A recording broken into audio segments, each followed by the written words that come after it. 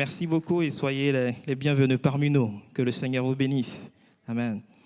Voilà, ce matin, je voudrais qu'on puisse parler de... Mon thème est le suivant, hein, marchons d'un même pas. Marchons d'un même pas. Et nous allons prendre deux textes dans la parole de Dieu. Le premier se trouve dans Philippiens, le chapitre 3, du verset 15 à 16. C'est dans ce texte que j'ai tiré le thème de la méditation de ce matin, Philippiens 3, 15 à 16. Et nous allons prendre un deuxième texte dans le livre des Actes des Apôtres, le chapitre 15. Nous lirons du verset 36 au verset 41. Actes 15, 36, 41. Mais avant, on lira Philippiens, le chapitre 3, du verset 15 au verset 16. Marchons d'un même pas. Je vous laisse le temps de trouver les différents textes. C'est bon?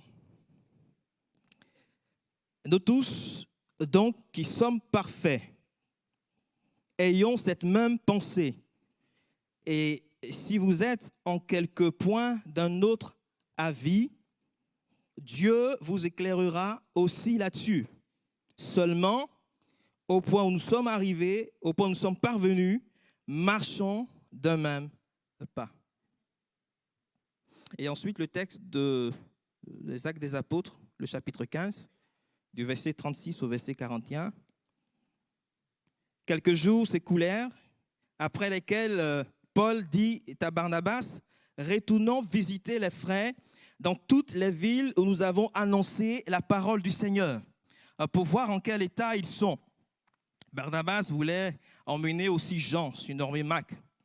Mais Paul jugea plus convenable de ne pas prendre avec eux celui qui les avait quittés depuis la Pamphylie et qui ne les avait point accompagnés dans leur œuvre. Ce dissentement fut assez vif pour être cause qu'ils se séparaient l'un de l'autre. Et Barnabas, prenant Marc avec lui, s'embarqua pour l'île de Chypre. Paul fit choix de Silas et partit, recommandé par les frères à la grâce du Seigneur. Il parcourut la Syrie et la Cilicie, fortifiant les églises. Je voudrais introduire ce message par une série de questions. Que pensez-vous, que pensons-nous des désaccords, des différends, des tensions, des divergences de vues qui peuvent survenir entre chrétiens? Est-ce qu'il nous est possible, en tant que chrétiens, d'être en désaccord avec un frère, d'être en désaccord avec une sœur au sein de l'Église? Et comment se comporter? Quelle attitude avoir en cas de désaccord? Dois-je ou devons-nous éviter? Devons-nous cesser d'adresser la parole au frère ou à la sœur avec qui je suis en désaccord? Devons-nous prendre nos distances vis-à-vis de cette personne parce que tout simplement, elle n'a pas le même avis que nous, elle ne partage pas notre opinion, parce qu'elle ne pense pas comme nous, parce qu'elle n'a pas la même vision que nous? Est-ce que nous devons prendre nos distances? Parfois, il peut arriver que quelques-uns ne viennent plus à l'église, ne fréquentent plus les réunions, ne participent plus aux réunions, se séparent de l'assemblée à cause d'un différend avec quelqu'un, avec un autre membre de l'assemblée, et peut-être même à cause d'un différend avec un membre ou avec l'équipe pastorale, je ne sais pas. Et l'unité de l'église ou encore la communion fraternelle est-elle menacée quand il y a des désaccords qui surviennent? Faisons-nous bien de nous séparer?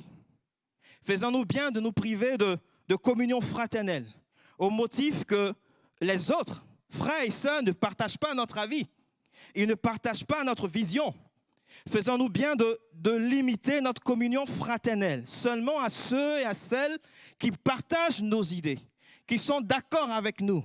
À celui-là, il pense comme moi, il fait comme moi, donc je vais cheminer, avoir une communion avec lui, au point de former parfois des partis, de former parfois, excusez-moi du terme, mais des clans rivaux au sein de l'Église, des clans qui s'affrontent, des clans qui se combattent, des clans qui se dressent les uns contre les autres.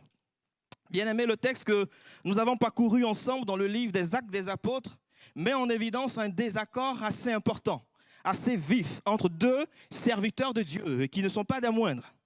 Et ces hommes sont Paul et Barnabas qui arrivaient au terme de leur séjour dans la ville d'Antioche. Et Paul a estimé qu'il était enfin temps d'entamer, de commencer un deuxième voyage missionnaire. Il va en parler à Barnabas. Il va lui dire, écoute Barnabas, c'est peut-être le moment de retourner en mission. Je propose que nous prenions le temps de visiter les jeunes églises, de visiter les nouveaux croyants convertis au cours de nos précédents voyages missionnaires. Et bien, comme on le sait, l'activité missionnaire de l'apôtre Paul ne se limitait pas à faire le tour des villes où il avait annoncé l'évangile. Cette activité comprenait aussi l'implantation de nouvelles œuvres. Il y avait un travail d'évangélisation dans des endroits où l'évangile n'était pas encore parvenu. Et cela dit, Paul propose à Barnabas de retourner sur le champ missionnaire. Barnabas approuve le projet. Barnabas approuve l'idée, mais à condition de prendre Jean-Marc avec eux. Et dans le texte, il est parlé de Jean, surnommé Marc. Mais tout au long de la prédication, je vais employer le nom Jean-Marc. En fait, si vous voulez, Jean était le nom juif, son nom juif, et Marc, son surnom latin, ou encore son surnom romain. C'est un peu comme l'apôtre Paul, hein, Paul et Saul. Vous savez, parfois, certains pensent que Paul a changé de nom quand il s'est converti. Donc, il y a certains qui, à leur conversion, changent également de nom en se basant sur l'exemple de l'apôtre Paul.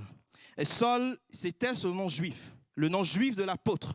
Et ce nom qui est dérivé du premier nom du roi d'Israël, Saül, qui, comme l'apôtre Paul, était lui aussi de la tribu, issu de la tribu de Benjamin. Et Paul était son surnom, ou encore un deuxième prénom latin ou prénom romain. C'était une pratique qui était assez courante à l'époque de donner en tout cas ces noms, un nom et un prénom ou un surnom aux enfants. Un nom juif et un surnom latin ou encore un surnom romain. En tout cas, n'oublions pas qu'à l'époque, Israël était sous domination romaine. Donc en tout cas, sentez-vous libre, hein, n'est-ce pas, de changer de nom une fois converti. Mais ne prenez pas l'exemple de Paul pour justifier ce changement. Alors, je ferme la parenthèse. En tout cas, Barnabas a proposé d'amener Jean-Marc avec eux. Mais Paul était d'un avis contraire. Il a jugé plus convenable de ne pas prendre avec eux ce dernier parce qu'il leur avait fait un faux coup lors de leur premier voyage missionnaire. Il les avait abandonnés en pleine mission, sur le champ missionnaire. Et Paul n'a pas apprécié cela. Et Paul semble avoir perdu toute confiance en Jean-Marc en tant que compagnon missionnaire, membre de l'équipe missionnaire. Mais Barnabas ici insiste pour amener Jean-Marc avec eux. Et Paul également, de son côté, persiste dans sa position, persiste dans son refus. Et la Bible déclare que le différend entre Paul et Barnabas est devenu tellement vif que ces deux serviteurs de Dieu, ces deux hommes de Dieu, ont jugé utile de se séparer l'un de l'autre. Et cela a conduit à un remaniement ministériel. Paul est parti avec Silas qui avait un ministère prophétique. Et Barnabas, de son côté, est parti avec Jean-Marc. Bien-aimé, il peut arriver qu'il y ait des différends entre chrétiens. C'est le cas dans la vie. C'est le cas ici dans ce récit des Actes des Apôtres. Et c'est aussi le cas dans d'autres passages de la parole de Dieu. Et un exemple assez connu, je dirais, dans le milieu chrétien, et c'est celui d'Évodie et Syntyche. Dans Philippiens chapitre 4, le verset 2. Évodie et Syntyche étaient deux sœurs de l'église de Philippe, et qui étaient probablement des diaconesses, des sœurs qui avaient des responsabilités au sein de cette assemblée de Philippe. Il semble qu'elles étaient en désaccord, mais la Bible ne donne pas la raison du désaccord entre ces deux sœurs.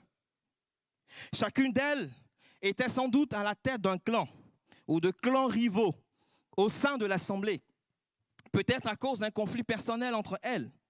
L'apôtre Paul les a exhortées à être d'un même sentiment dans le Seigneur. Bien-aimés, marcher d'un même pas ne signifie pas que nous sommes obligés d'être d'accord sur tous les sujets. Que nous devons avoir le même point de vue sur tout.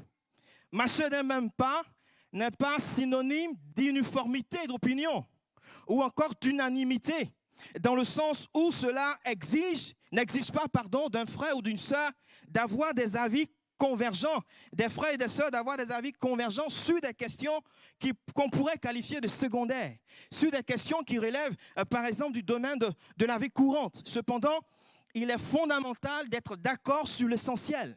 Il est fondamental d'être d'accord sur les grands enseignements clairement définis dans la parole de Dieu, clairement définis dans la Bible. Il est fondamental de dépasser nos différences personnelles, notamment en ce qui concerne les choses spirituelles, en ce qui concerne l'œuvre de Dieu, en ce qui concerne les choses de Dieu, afin que le nom du Seigneur soit glorifié et afin que l'œuvre de Dieu continue d'aller de l'avant, afin que l'œuvre de Dieu continue de progresser. Bien-aimés, marcher d'un même pas, c'est avancer ensemble dans la même direction. Marcher d'un même pas, c'est avancer ensemble vers Christ. C'est avancer ensemble vers la conformité au Seigneur Jésus-Christ. Bien-aimés, il est inutile de rappeler que nous sommes différents les uns des autres. Nous avons des caractères différents. Nous avons des personnalités différentes. Et nous avons aussi tout à fait le droit d'avoir parfois des avis, des opinions qui sont différents, d'avoir un regard différent dans certaines situations. En même temps, cela ne devrait pas nous amener à vivre notre communion dans l'Église uniquement avec ceux et avec celles qui pensent comme nous. Bien-aimés, marchons d'un même pas. Accordons-nous ensemble pour porter les fardeaux les uns les autres.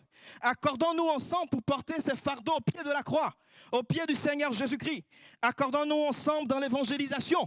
Accordons-nous ensemble dans l'intercession en faveur des perdus.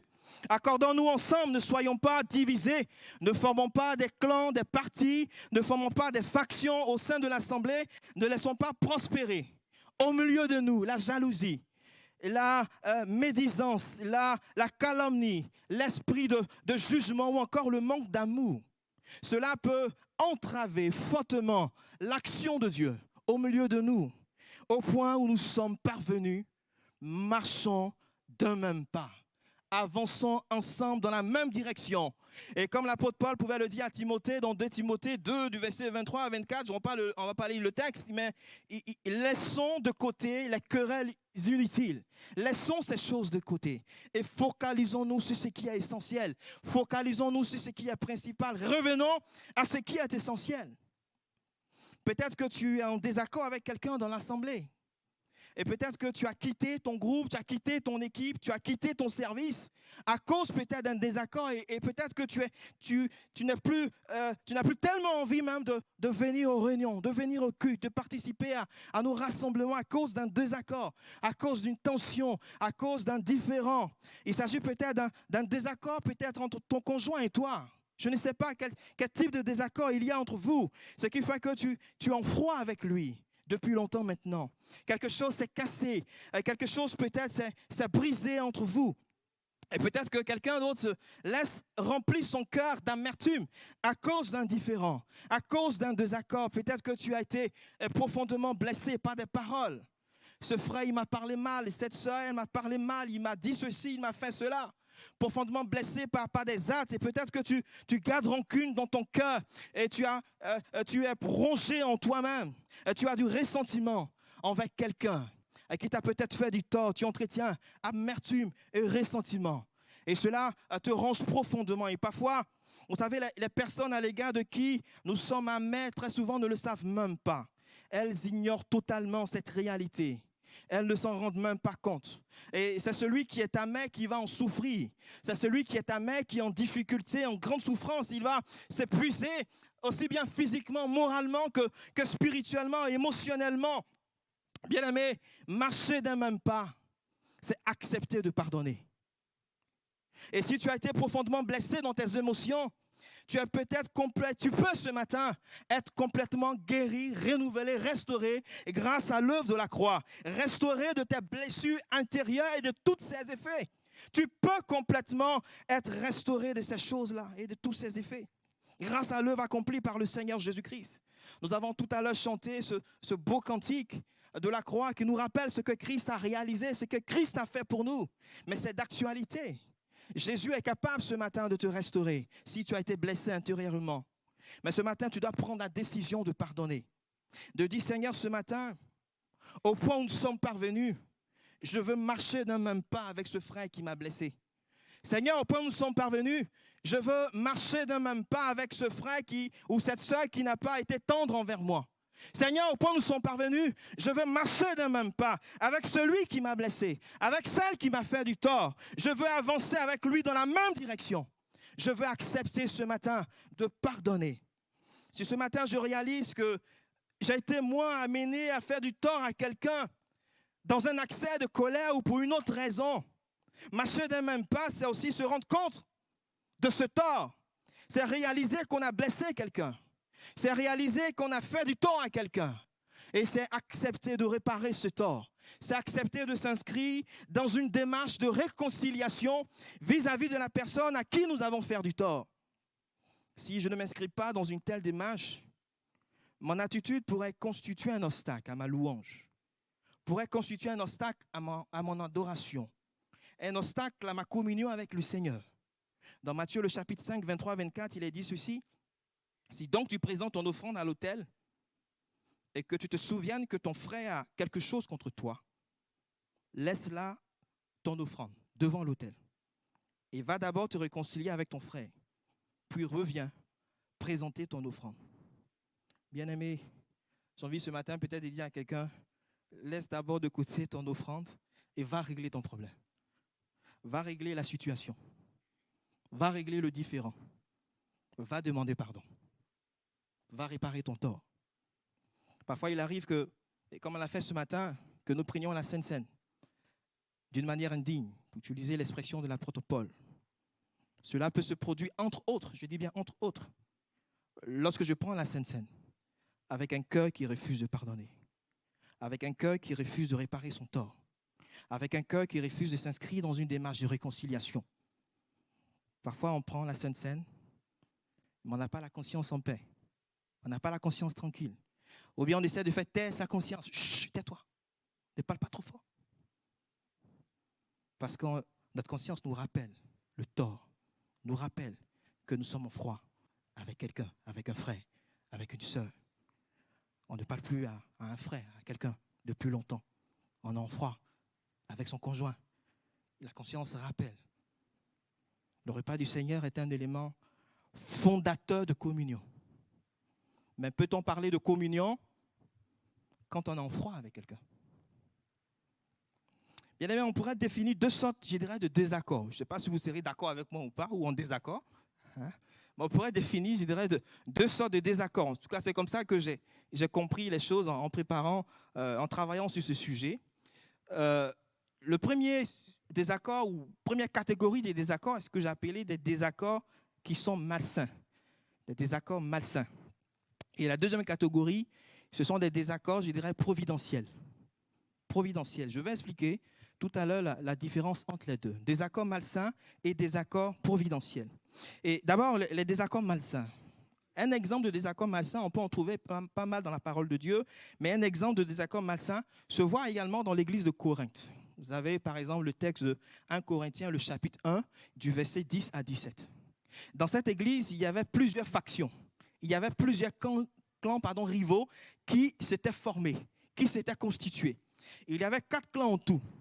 Et ces 4 clans, ces 4 parties se combattaient. Et ces 4 factions se dressaient les unes contre les autres. Chaque faction revendiquait son attachement à un leader particulier. La première faction se réclamait de l'apôtre Paul. Moi, je les appelle les pro-Paul. Nous marchons sur les traces de celui qui a fondé notre église. Nous marchons sur les traces de celui qui a fondé notre assemblée. C'est notre papa spirituel. C'est notre père spirituel. Et c'est nous qui sommes vraiment en règle avec Dieu. Vous, les autres, vous avez tort. Le deuxième parti avait une préférence pour Apollos. C'était les pro-Apollos. Nous suivons un homme qui a une excellente habileté à interpréter, à expliquer les Écritures. C'est quelqu'un qui est éloquent. C'est quelqu'un qui a un savoir extraordinaire, un savoir impressionnant. Il est génial, notre Apollos. C'est nous qui sommes en règle avec Dieu. Vous, les autres, vous avez tort. Le troisième groupe, c'était les pro-Pierre. Nous suivons les traces de celui qui est le premier parmi les apôtres. C'est à lui que le Seigneur a remis les clés du royaume des cieux. C'est à lui que le Seigneur a dit, tu es pierre, et sur cette pierre, je bâtirai mon église. C'est lui notre homme, et c'est nous qui sommes dans la vérité. Et vous les autres, vous avez tort. Enfin, il y a le quatrième et dernier groupe qui est sans doute, je dirais, le groupe le plus dangereux.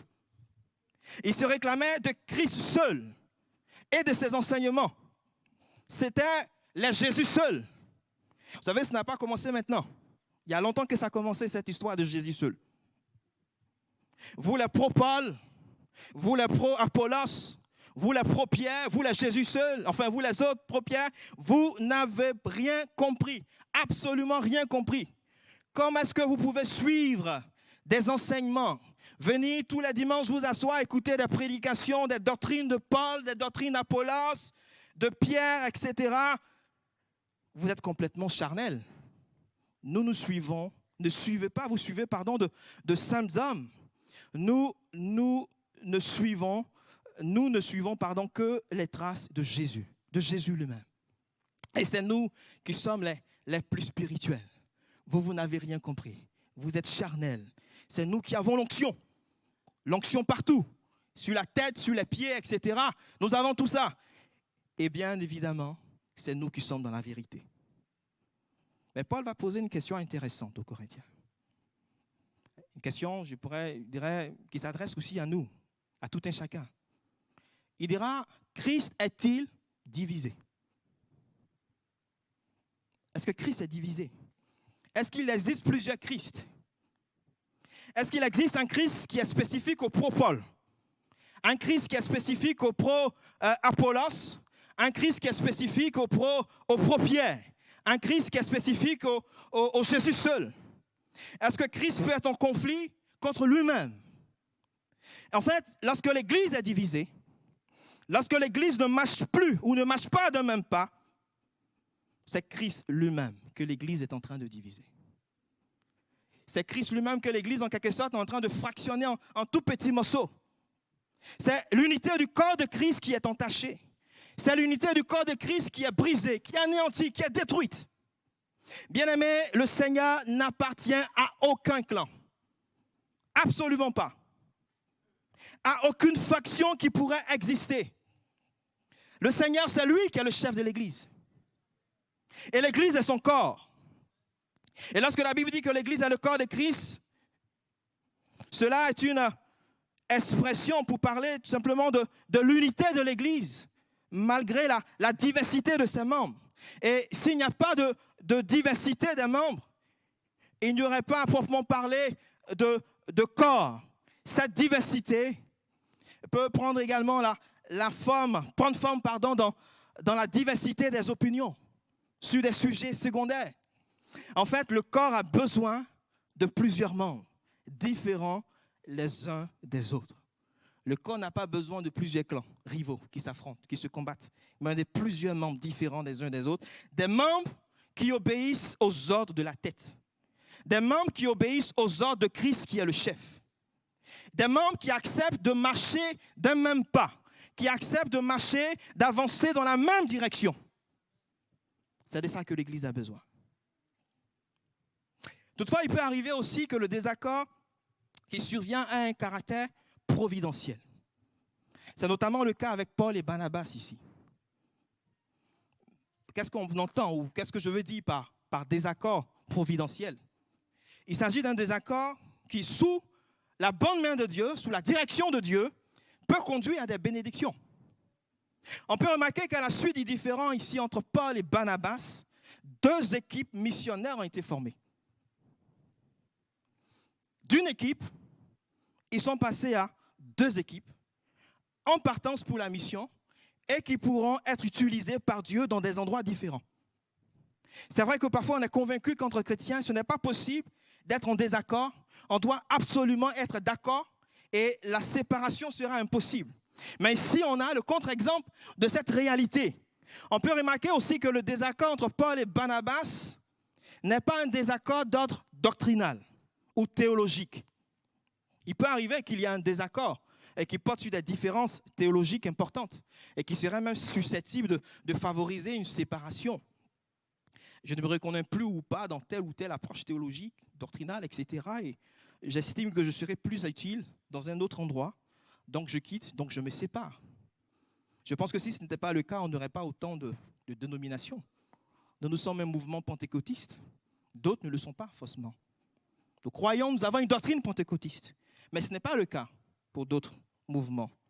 Il y a aussi l'exemple même, si vous voulez le voir après, de la conférence de Jérusalem dans Actes chapitre 15, qui a eu lieu à la suite, je dirais, d'un désaccord, d'un débat, d'une discussion théologique sur le fait d'imposer ou non la circoncision aux croyants d'origine païenne. Donc vous avez tout ça dans le livre des Actes des Apôtres, je ne vais pas m'attarder là-dessus. Mais le désaccord entre Paul et Barnabas ne se situe pas à ce niveau. C'est plutôt un désaccord qui relève de leur approche concernant le ministère. Ce qu'on pourrait appeler, qualifier de philosophie du ministère. Ce n'était pas un désaccord doctrinal, mais dans la situation qui était la leur, l'apôtre Paul a estimé qu'il vaudrait mieux procéder de telle façon, qu'il vaudrait mieux procéder de telle manière. Barnabas, de son côté, a estimé qu'il était souhaitable de faire autrement. Donc, les approches n'étaient pas les mêmes. Et je crois qu'il y avait de part et d'autre une très forte conviction. Il y avait des deux côtés une conviction dans le cœur, que ce soit dans le cœur de Paul, le cœur également de Barnabas. Mais au point où ils sont arrivés à se dire, dans ces conditions, il serait convenable de se séparer. Œuvrons séparément, séparons-nous. Paul, de même que Barnabas, étaient des hommes de Dieu qui étaient remplis du Saint-Esprit, qui étaient des hommes qui étaient pleins de foi. Et je pense qu'il n'est pas question ici de savoir qui a tort, qui a raison entre Paul et Barnabas, etc. dans cette histoire. C'est vrai que ça tarde un peu là-dessus. Chacun étant convaincu que sa philosophie du ministère était la bonne. Et puis lorsqu'on lit 1 Corinthiens 9, le verset 6, Paul fait mention de Barnabas et le place au même rang que lui. Et cela laisse entendre qu'au final, il n'y avait aucune rivalité entre les deux. Aucune rivalité entre Paul et Barnabas. Cela laisse entendre qu'ils marchaient ensemble d'un même pas. Ils avançaient ensemble dans la même direction. Bien-aimés, en face de certains désaccords, est-ce qu'on pourrait se faire la réflexion suivante? Est-ce que le désaccord qui prévaut au sein de mon équipe, le désaccord qui se prévaut au sein de mon service, ou dans tel ou tel contexte, telle ou telle situation, est-ce que ce désaccord est malsain ou est-ce qu'il est providentiel? Est-ce qu'il favorise la division? Est-ce qu'il favorise l'émergence de groupes, de clans rivaux qui se combattent, qui s'affrontent? Si tel est le cas, c'est très probablement un désaccord malsain. Et il convient de faire le nécessaire afin de reprendre la marche dans la même direction. Il convient de travailler à l'unité, à la cohésion du groupe. Il convient de s'écouter, se pardonner, se réconcilier, se pardonner réciproquement, de s'aimer les uns les autres. Il convient de garder à l'esprit que Christ n'est pas divisé et qu'il ne peut pas avoir un Christ spécifique à chaque clan, à chaque parti. Si au contraire, derrière ce désaccord, il semble qu'il y a une très forte conviction de part et d'autre d'agir de telle ou telle façon, d'agir de telle ou telle manière, dans telle ou telle situation. Dans telle situation, voici moi quelle est mon approche. Je suis convaincu que c'est la meilleure approche. Après, derrière le mot conviction, il y a aussi beaucoup de choses qu'on pourrait mettre. Mais je n'ai pas le temps peut-être de me focaliser là-dessus ce matin. Dans la même situation, quelqu'un d'autre a une approche différente de la mienne. Et il a aussi une forte conviction dans son cœur. Que faire dans cette condition? Dois-je mettre de côté mon approche et suivre celle de l'autre? Ou bien je peux aussi me poser la question de savoir si ce désaccord n'a pas un caractère providentiel. Est-ce qu'il ne serait pas temps peut-être d'envisager une séparation, de mettre fin à une collaboration afin d'œuvrer dans des services différents, afin d'œuvrer dans des domaines différents, afin d'œuvrer dans des endroits différents, afin d'œuvrer dans des sphères différentes, mais tout en marchant dans la même direction, tout en marchant d'un même pas, tout en avançant dans la même direction. Et peut-être qu'on serait plus utile ailleurs sans que cela ne donne lieu à une quelconque division. Ce serait même peut-être une grande bénédiction au sein de l'Assemblée. L'exemple de Paul et Barnabas soulève également une question intéressante au sujet de la gestion d'un désaccord. Au sujet de l'approche à avoir ou qu'on pourrait avoir quand il y a un désaccord. Bien aimé, en tant que leader, en tant que responsable de groupe, quelle serait notre approche si nous étions amenés à gérer un désaccord au sein d'un groupe dont nous avons la charge? Et peut-être aussi en tant que parents. Vous savez, parfois, des enfants font des erreurs. On peut avoir des approches différentes entre papa et maman, ça dépend. Quelle serait notre approche en tant que parents? Quelle serait votre approche dans le couple? Quelle serait votre approche dans la famille? Je pense qu'on peut multiplier les exemples. Mais à partir de ce texte que nous avons lu, surtout des Actes, on peut, je dirais, dégager deux approches. Et peut-être même une troisième. Comme vous l'avez vu, vous le devinez, il y a d'un côté l'approche de Paul et d'un autre côté l'approche de Barnabas. Et la troisième approche, peut-être qu'on peut mettre en avant, c'est peut-être celle de Luc également qui rapporte ces faits. Alors, il sera difficile ce matin ou peut-être là aujourd'hui de couvrir l'ensemble, je dirais, de ce point, mais c'est juste ouvrir la discussion, permettre la réflexion, et puis on peut poursuivre la discussion dans un autre contexte, dans un autre cadre. Mais en tout cas, ce matin, on pourrait qualifier l'approche de Paul de rationnelle. C'est une approche qui considère que puisque Jean-Marc les avait abandonnés une première fois, il serait susceptible de les abandonner une nouvelle fois. Comme on dit, voilà, il a fait une fois, on ne sait jamais. Il peut nous laisser encore. Et c'est comme si Paul disait, écoute Barnabas, Jean-Marc n'est pas quelqu'un sur qui on peut compter. Il n'est pas fiable du tout, ce Jean-Marc. Ce n'est pas le pasteur Jean-Marc Morin. Il n'est pas fiable. Hein? Il n'est pas stable. Il est indécis. Il nous a déjà fait le coup une fois. Si on accepte de repartir en mission avec lui, il est capable de nous abandonner à nouveau pour retourner à Jérusalem. Ce gars-là n'est pas fait pour la mission. Il n'est pas fait pour l'œuvre de Dieu. Il n'est pas fait pour le ministère. Il peut mettre en péril la mission. Ça, c'est l'approche de Paul. Une approche qui se veut rationnelle. Ensuite, l'approche de Barnabas paraît plus flexible. Il est vrai que Jean-Marc était son cousin. Mais ce ne sont probablement pas, je dirais, des motifs familiaux qui ont motivé son choix. Souvenons-nous que le nom même Barnabas signifie fils d'encouragement. Et Barnabas avait déjà fait ses preuves dans ce domaine. Puisque lorsque tout le monde se méfiait de Paul quelque temps après sa conversion, c'est lui qui a pris l'apôtre Paul sous ses ailes et qui a introduit l'apôtre Paul auprès des apôtres. Actes chapitre 9, de versets 26 à 27. Cela dit, de son côté, c'est comme si Barnabas disait à Paul, « Paul, je te comprends, mais donnons une seconde chance à ce jeune Jean-Marc. Il a peut-être changé, ce Jean-Marc. Il a peut-être gagné en stabilité. Il a peut-être gagné en maturité, en confiance, en assurance. S'il te plaît, Paul, je t'en prie, par la compassion du Seigneur, laissons-le venir avec nous. Ça ne sera pas pareil comme la dernière fois. » Mais Paul répond, « Pas question. » Et Barnabas insiste aussi de son côté pour amener Jean-Marc avec eux. Ce dissentement qui était assez vif dans toutes les questions dans ce texte. On pourrait aussi mentionner Luc, l'auteur du livre des Actes, qui semble ne pas prendre parti ni pour Paul ni pour Barnabas. Il se contente de rapporter, de relater des faits, sans donner nécessairement un avis. Et comme on le verra dans quelques minutes pour terminer la suite du ministère, du parcours de Jean-Marc dans son ministère, semble avoir donné raison à Barnabas, mais sans donner tort non plus à l'apôtre Paul, qui est parti avec Silas. La suite des événements montre que Paul et Silas ont été confrontés à des problèmes, à des difficultés sur le champ missionnaire, notamment en Macédoine. Vous pouvez le voir dans Actes chapitre 16, où finalement Paul et Silas vont se retrouver en prison, comme on dit, ils vont chanter les louanges de Dieu, etc. Vous pouvez voir ce récit. Est-ce que Jean-Marc, s'il était allé avec l'apôtre Paul dans ce contexte, est-ce qu'il aurait pu tenir le coup? C'est une question qu'on peut se poser, une réflexion qu'on pourrait se faire. Le choix de Paul était aussi quelque part sans doute un choix assez sage, un choix assez prudent. En tout cas, je ne sais pas quel est votre avis, mais on pourrait discuter. Bien-aimés, quelle serait votre approche? Je ne vous demande pas de répondre ce matin. Quelle serait votre approche?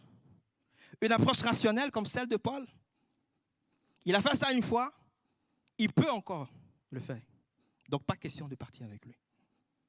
Ou une approche un peu plus flexible. Donnons-lui une seconde chance. Donnons-lui une autre opportunité.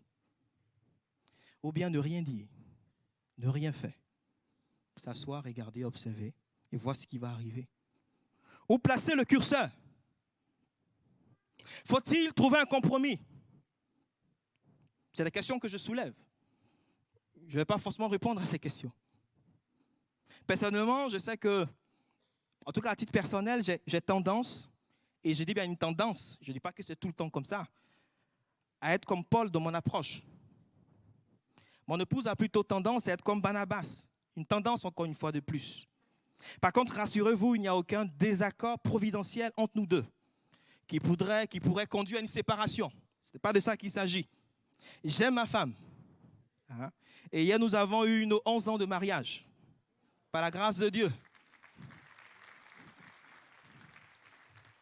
Et donc, lorsqu'une situation se présente, on essaie, avec l'aide de Dieu, en comptant sur l'aide de Dieu, de placer le curseur au bon endroit, au bon moment. Le plus important pour nous, c'est de marcher d'un même pas. C'est d'avancer ensemble dans la même direction avec l'aide du Seigneur. Chers parents, chers responsables, chers leaders ou autres, ma prière, c'est que vraiment le Seigneur nous aide à prendre de bonnes décisions. Quand il faut et là où il faut. Ma prière, c'est que le Seigneur nous dirige, nous conduise dans nos choix. Et je voudrais terminer avec celui-là même qui était au centre du désaccord entre Paul et Barnabas. Comme nous l'avons déjà dit, Jean-Marc avait mis fin à sa collaboration avec Paul et Barnabas. Il s'est retiré à un moment de l'histoire de l'Église où l'activité missionnaire auprès des nations, auprès des non-juifs, auprès des païens, était en pleine expansion, avait beaucoup de succès. Ils étaient en Pamphylie lorsque Jean-Marc a décidé de retourner à Jérusalem, sa ville natale. La Pamphylie était une province romaine située en Asie mineure. Et Luc, qui est l'auteur de ce livre des Actes des Apôtres, ne donne pas de raison. Il se contente, comme nous l'avons dit, de dire simplement Jean-Marc les a abandonnés, Jean-Marc nous a quittés. Il se contente de relater, de raconter ce qui s'est passé, sans expliquer les raisons de l'abandon de Jean-Marc. Certains ont donc dit que Jean-Marc avait sans doute le mal du pays. Vous savez, ça peut arriver d'avoir le mal du pays, n'est-ce pas? Et peut-être que si c'était un Bordelais, sur le champ missionnaire, il n'y avait peut-être pas de bon vin. Donc bon, mince, il n'y a pas de vin ici, donc je vais retourner à Bordeaux. Je ne sais pas, il avait peut-être le mal du pays, peut-être qu'il ne se sentait pas bien en lui-même, parce qu'il avait quitté son pays. Et donc, pour se sentir bien, il fallait qu'il rentre chez lui, qu'il vienne à Jérusalem.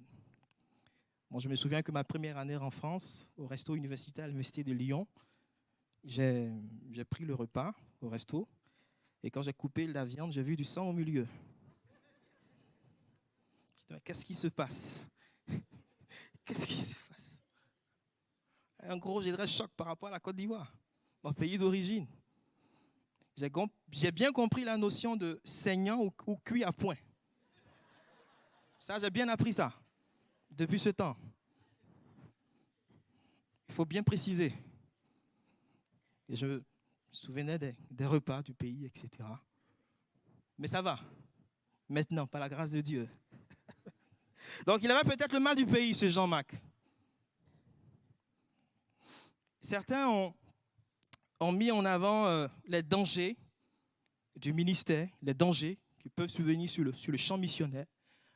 On a des missionnaires parmi nous qui peuvent peut-être en parler un peu plus, la persécution, la souffrance et d'autres choses. Effectivement, il y a des champs missionnaires qui sont à risque et peut-être que Jean-Marc craignait pour sa vie. Certains parlent d'un désaccord avec la nouvelle politique d'évangélisation de Paul, qui était orientée principalement vers les non-juifs, vers les païens. D'autres mettent en avant également un désaccord avec désormais le rôle dominant de Paul, comme indiqué dans Actes chapitre 13, verset 13, où Paul est mentionné avec ses compagnons. Paul et ses compagnons.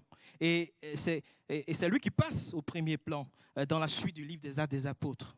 Ce n'était plus Barnabas, le cousin de Jean-Marc, qui jouait ce rôle. On ignore quelles sont les raisons qui expliquent cet abandon. Mais ce qui est certain, c'est que les relations de Jean-Marc avec Paul se sont renouées plus tard. Paul a demandé qu'on lui envoie Jean-Marc parce qu'il était devenu utile à Paul pour son ministère. Dans 2 Timothée 4, le verset 11, Paul a rendu témoignage à la fidélité de Jean-Marc, fidélité à partager ses souffrances. Colossiens 4, 10, sur le mont 23. C'est lui, Marc, qui a écrit l'évangile de Marc, l'évangile selon Marc, le deuxième évangile du Nouveau Testament. Jean-Marc a aussi entretenu des relations, des liens étroits avec l'apôtre Paul. Il aurait écrit son évangile à partir des prédications de Pierre, avec l'apôtre Pierre, pardon. Il aurait écrit son évangile à partir des prédications de l'apôtre Pierre. Et Pierre va l'appeler son fils, dans 1 Pierre 5, le verset 13. Et c'est chez la main de Jean-Marc que Pierre s'est rendu lorsqu'il a été libéré de prison. Des chrétiens étaient rassemblés chez la main de Jean-Marc pour prier afin que Dieu libère l'apôtre Pierre de la prison. Et dans Marc 14, du verset 51 à 52, il est question d'un jeune homme qui a fui tout nu lors de l'arrestation de Jésus à Gethsémani.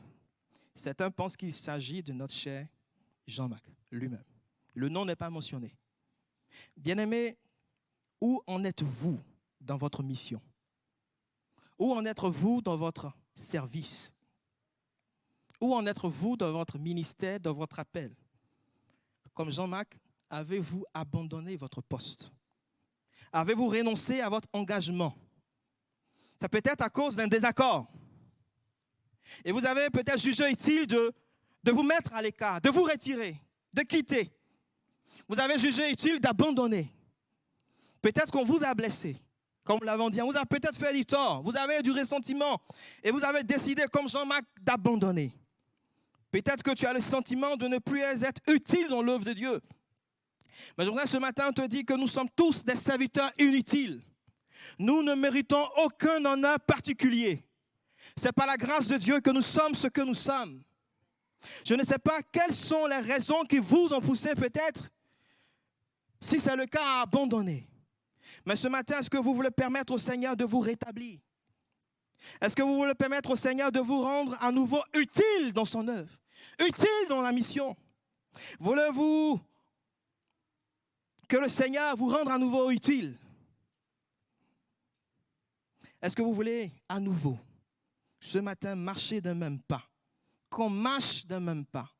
Est-ce que vous voulez qu'on avance ensemble dans la même direction? Jean-Marc avait abandonné, mais il a été rétabli. Il est devenu à nouveau utile dans le ministère. Et peut-être que ce matin, Dieu veut te donner l'opportunité de reprendre ta place dans son œuvre. Est-ce que ce matin, tu veux saisir cette opportunité? Est-ce que tu veux la saisir? Est-ce qu'on pourrait peut-être se tenir debout et, en tout cas en préparant cette prédication, j'avais à cœur comme ça qu'on chante ensemble un chant, c'est un chant peut-être un peu ancien. Je ne sais pas s'il y a Sylvain, le pianiste, quelque part dans la salle. C'est le chant qui dit « Oui, je t'aime de l'amour du Seigneur ». Oui, je t'aime de l'amour du Seigneur. Je ne sais pas si je peux me faire aider par Jonathan peut-être. Ou non, tu ne connais pas ce chant? Si, ok, vas-y. Tu ne connais pas? Bon, on va essayer, hein, sans peut-être le piano. Je ne sais pas si tout le monde connaît ce chant. Non, je ne connais pas.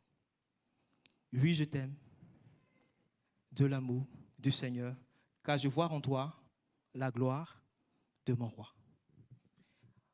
Oui, je t'aime de l'amour du Seigneur.